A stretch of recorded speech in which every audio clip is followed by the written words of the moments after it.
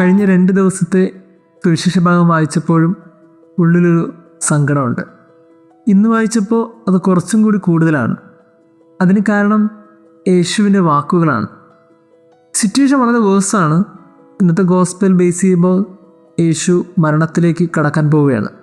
തൊട്ടടുത്ത നിമിഷം വരുമ്പോൾ യേശുവിനെ കൂടെ നിൽക്കുന്നവർ ഒറ്റിക്കൊടുക്കും, ചതിക്കും, കൊല്ലാനായിട്ട് പറഞ്ഞു വിടും, ഇരുട്ടിൻ്റെ മറവിൽ ഓടി വിളിക്കും. ഇതൊക്കെ യേശുവിനറിയാം. ഇനി മരണത്തിൻ്റെ സമയമാണ്. ഇതറിയാഞ്ഞിട്ടും യേശു പ്രാർത്ഥിക്കുന്നത് തൻ്റെ ശിഷ്യന്മാർക്ക് വേണ്ടിയിട്ടാണ്. സ്വർഗത്തിലേക്ക് കണ്ണുകളുയർത്തി പിതാവിനോട് പറയാണ്, പിതാവേ, ഇവരെ നോക്കിക്കൊള്ളണേ. നമ്മളൊന്നായിരുന്ന പോലെ ഇവരൊന്നായിരിക്കണം. ഇവരെ ഒരാപത്തിലും വിട്ടുകളയരുത്. ക്രിസ്തുവിൻ്റെ ഈ ജീവിതം നമുക്കെല്ലാവർക്കും വലിയൊരു മാതൃകയായി സൂക്ഷിക്കണം.